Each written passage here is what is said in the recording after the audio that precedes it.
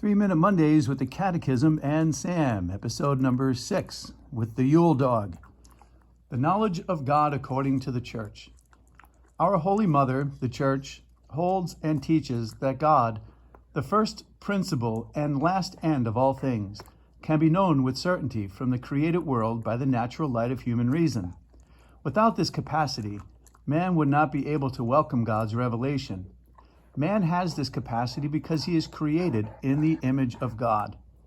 In the historical conditions in which he finds himself, however, man experiences many difficulties in coming to know God by the light of reason alone. Though human reason is, strictly speaking, truly capable by its own natural power and light of attaining to a true and certain knowledge of the one personal God, who watches over and controls the world by his providence, and of the natural law written in our hearts by the Creator, yet there are many obstacles which prevent reason from the effective and fruitful use of this inborn faculty. For the truths that concern the relations between God and man wholly transcend the visible order of things, and if they are translated into human action and influence it, they call for self-surrender and abnegation. The human mind, in its turn, is hampered in the attaining of such truths not only in the impact of its senses and the imagination, but also by disordered appetites, which are the consequences of original sin. So it happens that men in such matters easily persuade themselves that what they would not like to be true is false, or at least doubtful. This is why man stands in need of being enlightened by God's revelation, not only about those things that exceed his understanding, but also about those religious and moral truths which of themselves are not beyond the grasp of human reason, so that even in the present condition of the human race, they can be known by all men with ease, with firm certainty, and with no admixture of error. How can we speak of God?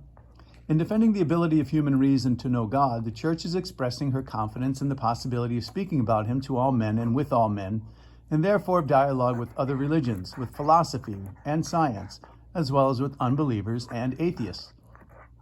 Since our knowledge of God is limited, our language about him is equally so. We can name God only by taking creatures as our starting point and in accordance with our limited human ways of knowing and thinking. All creatures bear a certain resemblance to God, most especially man, created in the image and likeness of God. The manifold perfections of creatures, their truth, their goodness, their beauty, all reflect the infinite perfection of God. Consequently, we can name God by taking his creatures' perfections as our starting point. For from the greatness and beauty of created things comes a corresponding perception of their Creator. God transcends all creatures. We must therefore continually purify our language of everything in it that is limited, image-bound, or imperfect, if we are not to confuse our image of God. The inexpressible, the incomprehensible, the invisible, the ungraspable with our human representations. Our human words always fall short of the mystery of God. Admittedly, in speaking about God like this, our language is using human modes of expression. Nevertheless, it really does attain to God himself, though unable to express him in the infinite simplicity. Likewise, we must recall that between creator and creature, no similitude can be expressed without implying an even greater dissimilitude.